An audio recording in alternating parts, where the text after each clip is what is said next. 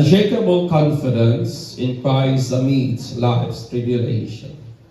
Kani bang dili ba matiog, dili mairog, dili matandog ang kumpiyansa nga naa kang Kristo. Luyo og taliwala sa mga pressure, luyo og taliwala sa mga hilabihan nga mga pag-antus aning kinabuhi mga igsoon. In the book of John 16:33, makita nato ang atong pagpamalandong o ang Bible nagingon. These things I have spoken to you, that in me you may have peace. In the world you will have tribulation, but be of good cheer, I have overcome the world. Ingon ni Jesus, kaning butanga akong ipamulong nga kaninyo, aron nga kanako makabaton kamo kalinaw. Kay aning kalibutana may daghan gyud mong kalisdanan. But ingon niya apan magmaisog ug magmadasigon kamo tungod kay gidaog ko naman ang kalibutan. How is your heart? Kumusta naman ang imuhang kasing-kasing, imong pagtuo, imong paglaom, ang imong commitment nga kang Christ sa panahon karon nga nagataas ang atong mga palitunon? Kumusta naman ang imong commitment kang Christ luyo sa kanabitang impending fuel increase? Kay ingon pa nila murag maabot gid law og 150 ang diesel, 120 ang gasolina, o uban pa nga mga basic nga commodities sige gyud og saka igsuon. Kumusta man imong pagtuo, luyuan ng tanan? Kumusta man ang imong faith, ang imong paglaom, luyuan ning rampant nga corruption nga ato ang nagakasinatian sa atong nasod karon? Kumusta man ang imong pagtuo, luyo sa geopolitical war nga nagakahitabo, taliwala sa Iran, taliwala sa Amerika, sa Israel, ingon man sa Ukraine o sa Russia o uban pang parte sa kalibutan nga naay mga gera nga kahitabo at the moment? Kumusta man ang imuhang pagtuig son? Kini ba nga mong mga butanga nagdisturbo ba kanimo? Kini ba mong mga butanga naghasol ba sa imuhang sulod?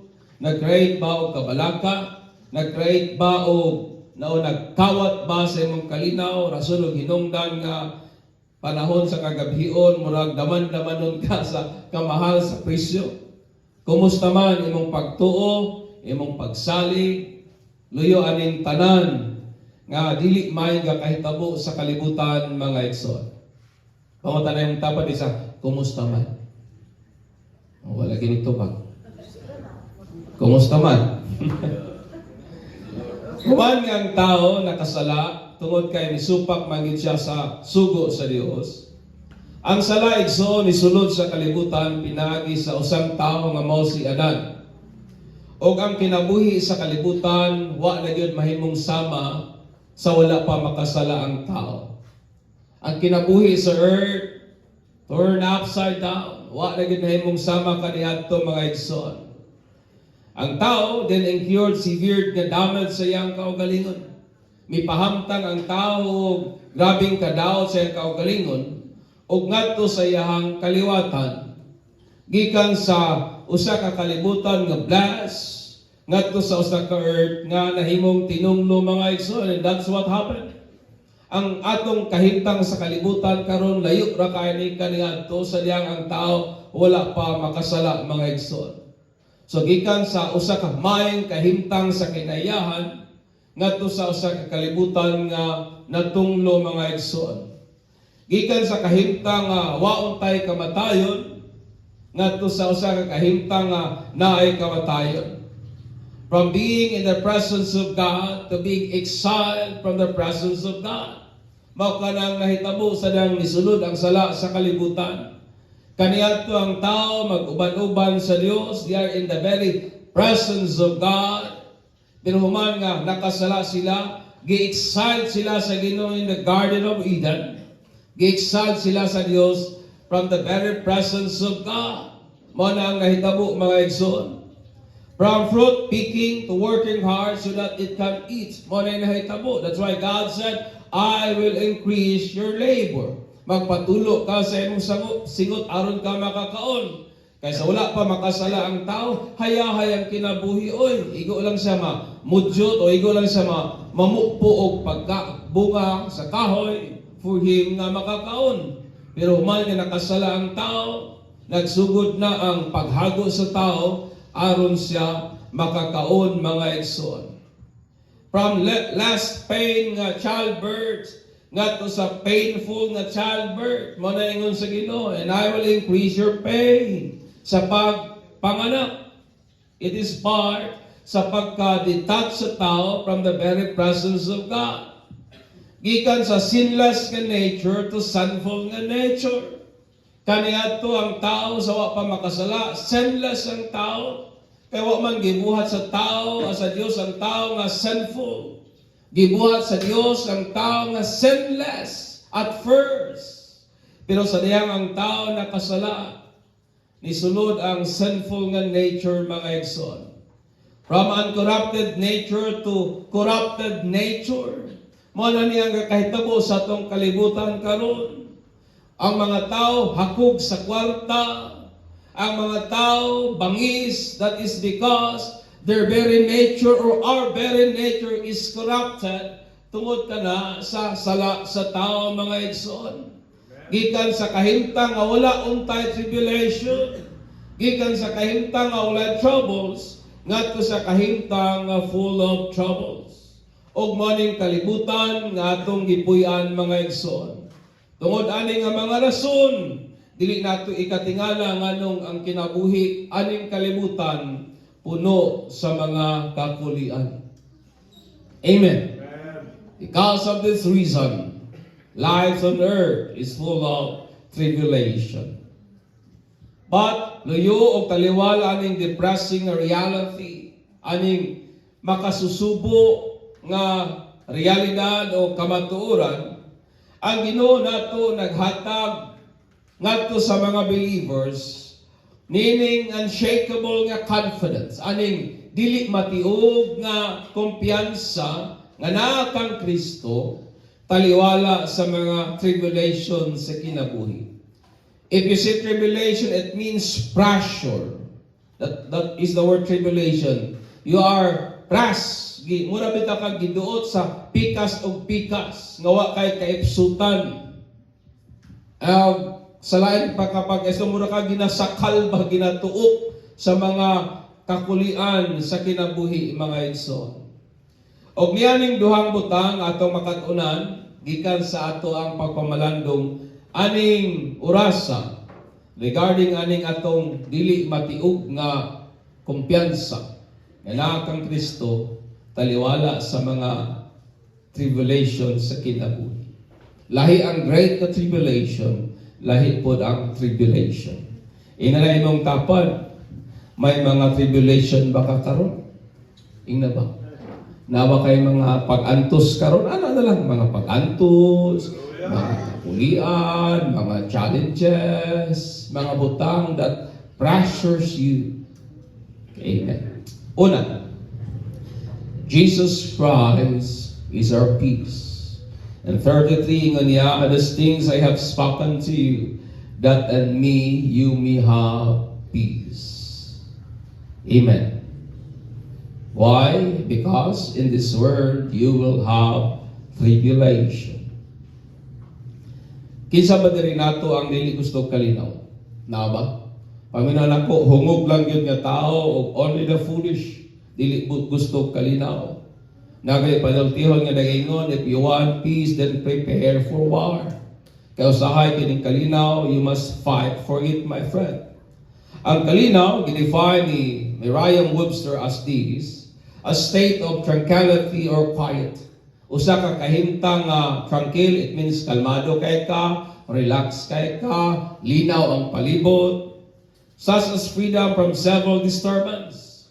Imong palibot, mga tao, wa magsumbagay, ano siya, linaw ang tanan, a state of security or order within community provided for by law or custom, nga ang mga tao nagsubay sa balaod, hapsay ang dagan sa tanan, and that is peace. And a freedom from being disturbed or bothered by people, noise, etc. In short, hilom. Wa kaawaya sa imong silingan. Simple as that. Dili saba ang palibot o guban pa, according to Mariam, mao ni ang kalinaw. Ang kalinaw nga nahibawa na niya kalibutan is an absence of war. This is the mao ni ang peace defined ani nga kalibutan, absence of war. Kung walay gera, then that is peace. Walay troubles, absent of troubles, treats, conflict, and free from any disturbance, noises, or etc. So according to them nga, ang kalinaw kanang way gera, way gubot, way bikil, way disturbo, way saba, gawas dun sa kakulian o guban pa. My question is this: where in this world we can find and have those things? Aha man nato makaplagan, makita o masinati aning kalibutan na kining maong kahimtangang mga igsoon. May dapit ba aning nga kalibutan na troubles don't exist? May luna o dapit ba aning kalibutan nga way bingkil nga nahitabo? May luna o dapit ba aning kalibutan nga ang kakulian wa gyud mag-exist, my friend, o wa gyud kakulian ba? Why troubles? Nabay dapit aning kalibutan nga ang conflict between man dili nimo makita? Naba? Nabay lugar dapit aning kalibutan nga wa gyud taong wa magbikil? Nga wa gyud conflict nga nahitabo in between sa iyang isig ka tao?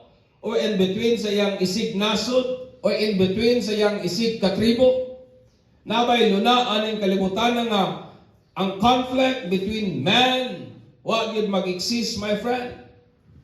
Nabay dapit aning kalibutan that sickness, diseases, and ultimately death don't exist, my friend. Naba? Nabay lugar aning kalibutan nga way sakit, way balatian, o dapit nga wa miabot ang kamatayon ngadto sa tao? Naba? Tubaga daw po ninyo. Wala. Amen. Where in this world that worry don't exist, ahamang dapit aning kalibutan nga ang word nga kabalaka di nimo makita o di nimo madungog o wa masinatian sa tao. Abot lang kung tinuod bagit kahana. Kay kung ang tao namatay kay Kristo, mas lisod pa sa kahintang kaysa nato. Asa man? Is there a place in this world na ba'y dapit o lunaan ng kalibutan nga wala ma-influence sa sala? Na ba'y luna, dapit, portion ani nga kalibutan nga wala maapektuhan sa full of man? Wala ma-influence sa sala? Wala maapektuhan sa corruption? Wala maapektuhan sa kanibang pagpakasala sa tao? If not, then no place in this world free from troubles known to man. Amen. Why luna o dapit aning kalibutan nga gawas nun sa kakulian known ngadto sa tao, mga igsoon? Where in this world you can find peace by this definition? Asa man ka makakaplag o kalinaw aning kalibutan sumala aning nga definition? Way gera, way gubot, way sapa, mga tao wa mag-away, way bingkil-bingkil, hapsay ang tanan, naaba? Walay natural nga catastrophe, walay climate change, o uban pa, asa ba? Walay luna o dapit aning kalibutan nga kani nga definition sa kalinaw imong makaplagan, labi na kung ikaw mismo you are in troubles with yourself. Kung ikaw mismo muraog kontra nimo imong kaugalingon na murag lisod gyud makaplagan kini nga definition sa kalinaw, mga igsoon. Sa diyang si Jesus ningon, in this world you will have troubles. Kini nga troubles mo niyang ihang gipunting mga igsoon. It is not the troubles common to man, but it is the kind of troubles associated sa pag-follow, pag-believe nato nga nakang Christ. In John 15:19-21 ang Bible nagingon, if you were of the world will love its own. Kung iya ka sa kalibutan, panggaon ka niya. Yet because you are not of the world, I choose you out of the world, therefore the world hates you. Amen.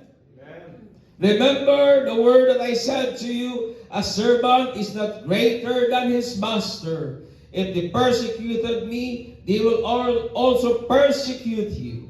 If they keep my word, they will keep yours also. But all these things they will do to you for my name's sake, because they do not know him who sent me.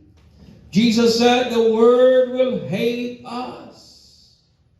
The world will not love us. Amen. In John 15:23-25, the Bible said, he who hates me hates my Father also. For I have not done the work which no one else did. They would have no sin, but now they have sinned and also hated both me and my Father. But those things happened that the word might be fulfilled, which is written in their law, they hated me without a cause. Ingon ni Jesus, mahitabo man gyud ni tungod kay ang kasulatan nag-ingon ang kabalauran na ilatit nga kining mga tawhana, ingon pa si Jesus, maglagot nako nga way igong hinungdan. Amen. Og mao ang treatment sa kalibutan sa mga Kristohanon. They hated us without enough reason. Amen. Mga di natamay mahibuong ni anak. In John 16:2-4, the Bible said, they will put you out of the synagogues. Yes, the time is coming that whoever kills you will think he offers God's service. Ingon pa ni Jesus, maabot ang panahon nga kamo pamatyon mo. Inay mong tapad, andam na ba kaani? Uy. Ingon pa ni Jesus, time will come nga kamo pagapamatyon mo o ang naghimo ani naghuna-huna sila nga ilan ni ginabuhat pahinungod ngadto sa Dios. They think that what they are doing is for the glory of God. Mo na ingon ni Jesus. And these things they will do to you because they have not known the Father nor me. But these things I have told you, that when the time comes, you will remember that I told you of them. And these things I did not say to you at the beginning because I was with you. Ingon Jesus, atong pagsugod ako na giingon ninyo, pero karon nga hapit na ko moadto sa akong amahan, hapit na ko ilutos o mobalik na to sa dapit sa akong amahan mo sa kining butang nga ako nang gisulti nga nahat kaninyo. Ang troubles that Jesus is talking about, mao kini, that the world will hate, persecute, fulfill what was written, that they hated Christ without a cause and killed his disciples because of him. Time will come, brethren, na kining butang I believe ato yung sinatibo. People will hate us because of Christ. People will persecute us because of Christ. Na isa ka NBA player sa Chicago Bulls, tungod kay iyahang giwali si Jesus, gitangtang siya sa grupo. Tanawan ninyo. Nga naman laging ubang tao magwali, Islam magwali, Baha'i faith magwali, Hindu magwali, di man nga ang treatment. Nga naman nga kung ang Christian magwali about kang Christ, nga nung lahi mag-treatment. Because the Word said, the Word will not love you because dili ka iya sa kalibutan. If you belong to the Word, the Bible said, the Word will love you. Mo na akong pangutan na karon kinsa may kapangka nato. Amen. Hallelujah. Ingon pa ang Bible, aron nga ma-fulfill ang giingon sa kasulatan that they will hate Christ without a cause. Mao man ang hinungdan. People hate us because of our faith. Kabantay ba mo sa Pilipinas nga naay discrimination in terms of faith? Kabantay ba mo ni Ana?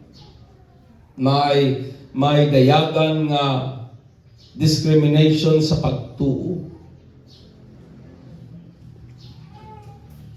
But despite aning tanan, despite these adverse circumstances, Jesus said that He is our peace. Amen. Loyaning tanan, ingon ni Jesus ay magkabalaka, ako mo inyong kalinaw because our very peace is Jesus Christ Himself. Amen. Ang atong kalinaw, wala sa atong kwarta. Ang atong kalinaw, wala sa atong kinaadman. Ang atong kalinaw, mao si Jesus Christ. That's why Jesus said, and me, you may have peace, brethren. Ingon pagali si Jesus na siya ang atong kalinaw, that even with troubles common to man, nga bisan pa aning mga kakulian nga sarang ginasinati nato. And I believe wala pa man siguro nato diri nag-suffer because gi-persecute ta because of Christ tungod kay sa karon nga panahon protected pa ta sa atong balaod nga natay freedom of religion. But I believe time will come nga kana nga law will be abolished. And I believe that, brethren, o kung mahitabo na nan maglisod na gyud, maglisod na tapok-tapok sama sa ingon ani karon. But ingon pa ni Jesus that things will happen kay nailatid na kana. But ingon niya bapan diha kaniya may kalinaw kita. O ingon man luyo sa mga common struggles sa kalibutan.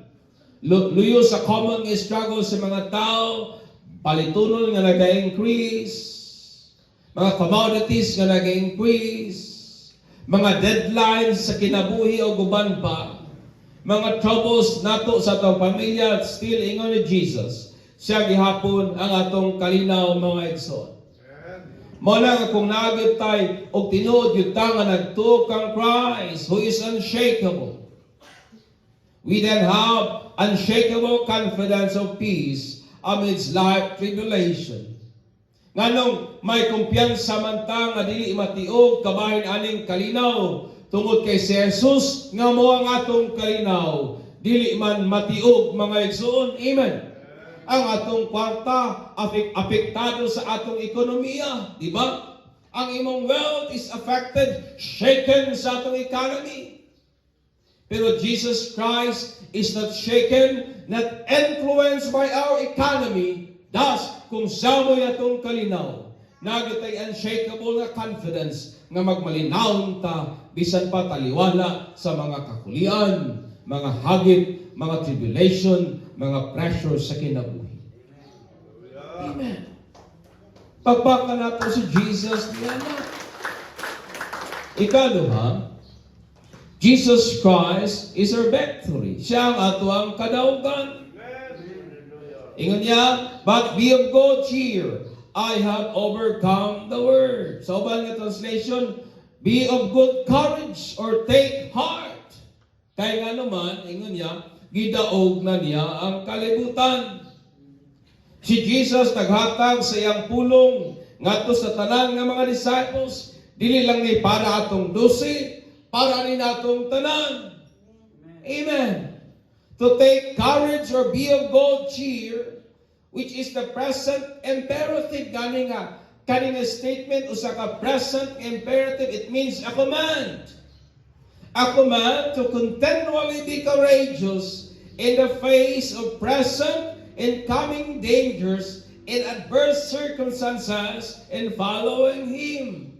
Ingon pa ni Jesus, kita gisugo nga magmapadayonon kita, nga magmaysugon, magmapinadayonon kitang magmadasigon, magmapinadayonon kita nga puno sa kumpiyansa nga na kaniya, sa pagatubang sa kung unsa mang lisod nga itong ginatubang karon, mga kakuyaw nga itong ginatubang, kalistadan nga itong ginasinati sa atong pagsunod nganha kang Jesus.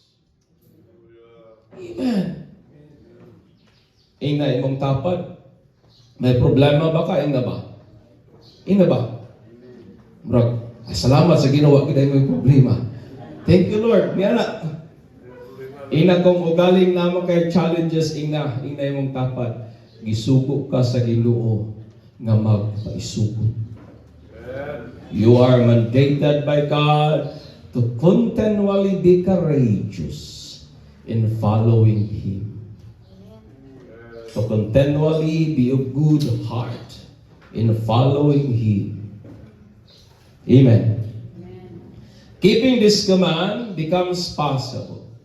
Lisod ni para nato kung ato-ato lang. Ang pagtipig ani nga sugo na himong posible pinagi sa ato ang continual reliance sa balaan nga espiritu nga naa nato o nagapamuhat ka rin nato. Ingon nga mga disciples ni Christ, keeping our heart on this attitude. Ang pag-maintain, pagtipig sa atong kasing-kasing sa mao nga kinaiyahan is necessary sa atong pag-follow niya because the world will never love us as its own. Mo na nga kinahanglan nga kini nga kasing-kasing nga nang mapinadayunon nga pagka may sugod luyo sa mga hagit nga ginatubang sa kinabuhi atong matunan tungod kay kining kalibutan na will never love us. Kini nga kalibutan instead, kini nga kalibutan will continually hate us because of Christ, putting pressure upon us on purpose of crushing and demolishing our testimony and faith. Kaya gusto sa kalibutan, i-crush. Ang gusto sa kalibutan, i-demolish ang atong faith o gubaon ang atong testimony. Muna nga luyo sa mga pressure sa kinabuhi, kinahanglan nga magmaisugod ta. Aron nga dili magmadaugon ang kalibutan o ang tinguha sa kalibutan sa pag-demolish sa ato ang pagtuo o pagsalig ganha kang Kristo Jesus. Amen. Amen. Sa dihang ikaw ako gidasig to take courage in facing adverse circumstances. Ang ato yung pangutana dayon ngano man o say reason nganong magmadasigon ta. When Jesus commanded us to take courage in facing sa mga pressures ani nga kalibutan because of Him. When Jesus mandated us to take courage because the world will hate us. Ingon niya, nag-provide siya of ultimate reason. And the reason is this, tungod kay gidaog na ni Jesus ang kalibutan. Ingon ni Jesus, be of good heart, take courage, because I already had overcome the world. John said in 1 John 4, 1 and 5, 4-5, for whatever is born of God overcomes the world. And this is the victory that has overcome the world, our faith. Ilan pa ang Bible, mo ni ang pagtuo nga nagmadaugon batok sa kalibutan. And who is the one who overcomes the world? But he who believes that Jesus is the Son of God. Amen. Kinsa man tong mga nagmadaugon, siya nga nagtuo nga si Jesus mo ang anak sa Dios. This concludes us that because Jesus had already overcome the world and through Him we became overcomers as partakers of His victory. Tungod kay nagmadaugon naman si Jesus o tungod kay nagtuo tangan kaniya na nagmadaugon usab ta pinaagi niya mga igsoon. Amen. Thus, we take courage because we had already won through Christ. Inemong tapat na ba'y madaugon nga pirmi lang luoy og naon? Na ba'y madaugon nga depressed kay nawong pirmi? Na ba'y madaugon nga mabalakon? Na ba'y madaugon nga maduha-duha wala oy? In Christ, nagmadaugon na ta mga igsoon. That's what Jesus said. And me, you are victorious. Si Jesus, mo ang atong kadaugan, which provide us this unshakable confidence to take courage amidst life's tribulation. Wa panggira daog na ta, di na tungod nato, but because of Christ, ngayon ang gidaog ang sa mga posibleng bahong atong atubangon sa kinabuhi because of Him. Amen. Nagmadaugon ta not because of us, nagmadaugon ta because of Christ. Amen. Napaba mo diha? We are victorious because of Jesus. Nga mo'y nagmadaugon ug sa iyang kadaugan nakaambita mo na nga nagmadaugon ta uban niya ug ang iyang pagkamadaugon mo naghatag nato kumpiyansa nganong magmaisugon ta nganong dili ta mo atras nganong dili ta mo surrender taliwala sa usamang mga hagit sa kinabuhi natong ginatubang tungod kay nganuman nagmadaugon na ta diha kang Jesus. Amen. Pagpaka na to si Jesus nga.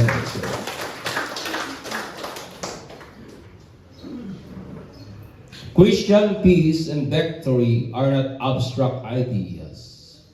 Dili na drawing ba nga igo lang nimo lang taon. Dili na taman sa una-una nga igo lang nimong imaginon. They are found in Jesus Christ. He is the unshakable because He is immutable. Amen. The same yesterday, today, and forever. Muna si Jesus. Nganong dili man siya ma-shake because He is immutable. Muna ang attribute sa Dios. Dili nagakausa, dili nagakabag-o.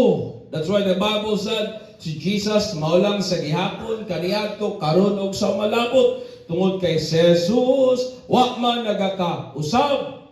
That's why He is unshakable, my friend. True peace and victory are not the absence of troubles. Dili pud pasabot nga ang kalinaw way problema. Dili pud pasabot nga ang kalinaw walay challenge because ako nang gingon kagina asa man ka makakaplag og dapit aning kalibutana nga ang pulong kabalaka wa mag-exist. Asa man kang dapit aning kalibutana makakaplag nga ang kakulian wa mag-exist. None, my friend. Because every square inch aning nga kalibutan is influenced and affected by sin. Therefore, naging troubles og kakulian. True peace and victory are not the absence of troubles, but the presence of Christ's presence. Ang kalinaw kung si Jesus, ang presensya ni Jesus naa kanato. Muna nga kung naa kay Jesus, naa kay kalinaw. Amen. Because Jesus Christ is our peace, brethren. Amen. In every seasons of life, He is our peace, our victory, in our unshakable confidence. Mauna si Jesus. Siya ang atong kalinaw, siya ang atong kadaugan, siya ang atong dili matiyog nga kumpiyansa. Nga nuwa man talaga kawad ang paglaom, tungod kay na si Jesus. Nga nuwa man talaga kahadlok bisan pag may increase ang mga presyo sa palitonon tungod kay na si Jesus. Amen. Amen. Kung atong kumpiyansa tuwa sa ato ang negosyo, kung atong kumpiyansa tuwa sa atong kinitaan, kung atong kumpiyansa, wala gali kang Jesus, then I will tell you, brethren, you are in big and deep troubles. Because in this word, ang siguradong kalinaw, dili sa butang, kundi na sa person.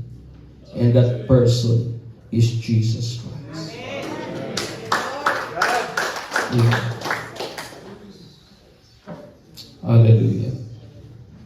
Therefore, strengthen your faith and continue to grow in the grace and knowledge of Him, the one who is the very source, substance, and person of our peace in death.